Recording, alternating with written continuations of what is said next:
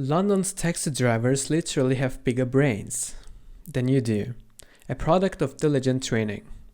London is a vast, sprawling city with thousands of streets that intersect at the oddest of angles. With a population of more than 80 million, the city is also home to hundreds of restaurants, shopping malls, office buildings, and all sorts of establishments catering to its many inhabitants. And if you want to be a taxi driver in London, you have got to know your way around this maze. While some tasks like memorizing all of London's streets might seem impossible, humans can learn many difficult skills given the brain's ability to adapt.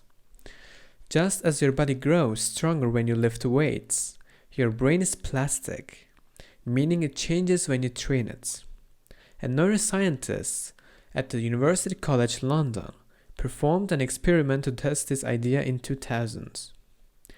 As part of her work, she compared the brains of London taxi drivers with those of non-drivers.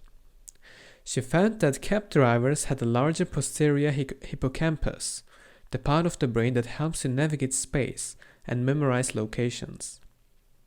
Also, drivers who had been in the trade the longest had the largest hippocampi. To be sure, the data she gathered was scientifically relevant. That is, that cab drivers did not just start with large hippocampi, which helped them excel at the job. She scanned the brains of two groups of people.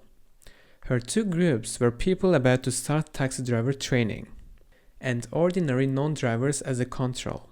At the start, she found no difference in hippocampi size between the two groups. 4 years later, however, when she performed the test again, she found that the hippocampi of the now trained taxi drivers were larger than those of her control subjects.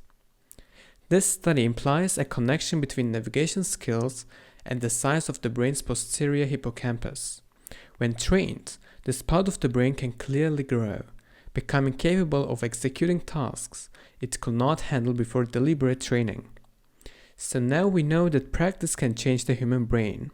But does practice affect thinking or the way we perceive situations?